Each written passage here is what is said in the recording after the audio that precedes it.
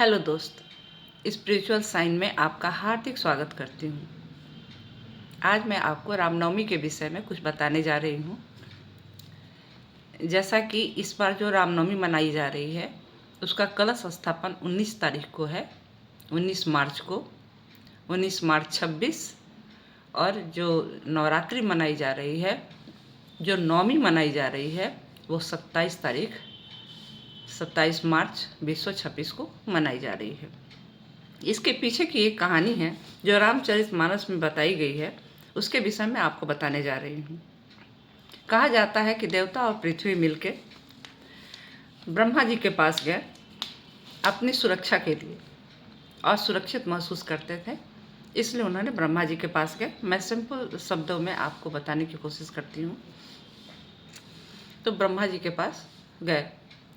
ब्रह्मा जी ने कहा कि ऋषि मुनि कश्यप और उनकी पत्नी अदिति बहुत ही तप करती हैं। वो दशरथ के रूप में जन्म लेंगे रघुकुल में, और जब रघुकुल में जन्म लेंगे तो उनके 4 भाई होंगे। दशरथ के पुत्र जो होंगे वो 4 भाई होंगे, और उनमें से ही एक भाई जो होंगे उसमें मैं जन्म लूँगा मनुष्य के रूप में, और फिर मैं पृथ्वी का सब भार हर लूँगा। हे देववृंद, आप निर्भय होके रहे।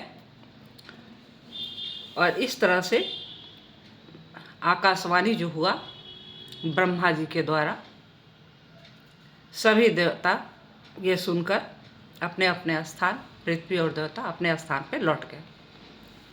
इस तरह से देवता लोग अपने अपने जगह पर लौट गए। जब दशरथ जी का जन्म हुआ तो दशरथ जी की शादियां हुई। दशरथ जी रघुकुल में थे, अयोध्या के राजा हुए, और अयोध्या के राजा दशरथ जी की शादियां हुई। पहले कौशल्या से हुई, लेकिन उनके पुत्र नहीं हुए। फिर उन्होंने सुमित्रा से शादी की, उनके भी पुत्र नहीं हुए। फिर कौशल्या से शादी की, पहले कौशल्या से शादी की, फिर सुमित्रा से शादी की, और फिर उन्होंने कैकेयी से शादी की। तो इस प्रकार से 3 रानियां उनके हुए, लेकिन उन्हें पुत्र प्राप्ति नहीं हुई।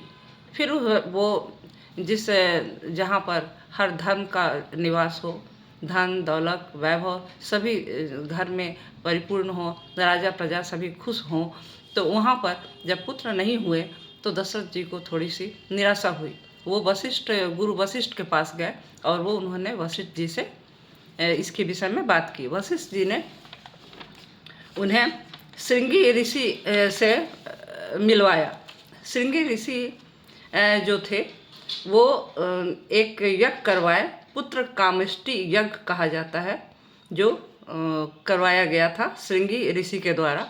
और फिर जब आहुति दिया गई अग्निदेव को, खीर की आहुति दी गई, और जब खीर की आहुति अग्निदेव को दी गई तो अग्निदेव खीर लेके प्रकट हुए, और फिर वो दशरथ जी को दे के बोले कि आप अपने सभी रानियों को ये खीर खिला देंगे। तो उसके बाद वो अंतर्ध्यान हो गए।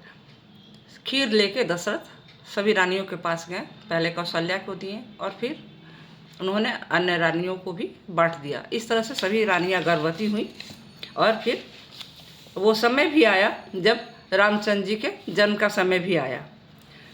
लग्न क्या था, योग क्या था, जो रामचरितमानस में मैं दिए हुए हैं, मैं उसको आपको बताने की कोशिश कर रही हूँ।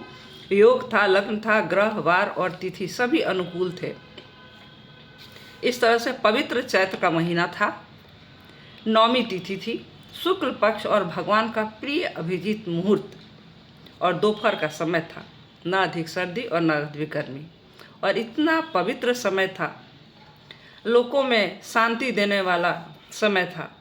ऐसे में रामचंद्र जी का जन्म हुआ, और रामचंद्र जी का जन्म होते ही वो अवसर आया जब भगवान जी ने प्रकट लिए।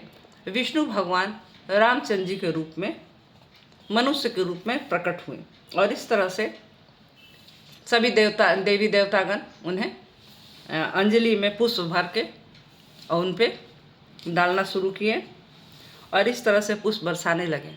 तो रामनवमी इसीलिए मनाई जाती है क्योंकि नवमी के दिन रामचंद्र जी का विष्णु के रूप में अवतार लिए थे, मनुष्य के रूप में अवतार लिए थे, इंसान के रूप में अवतार लिए थे और पृथ्वी का उद्धार किए थे।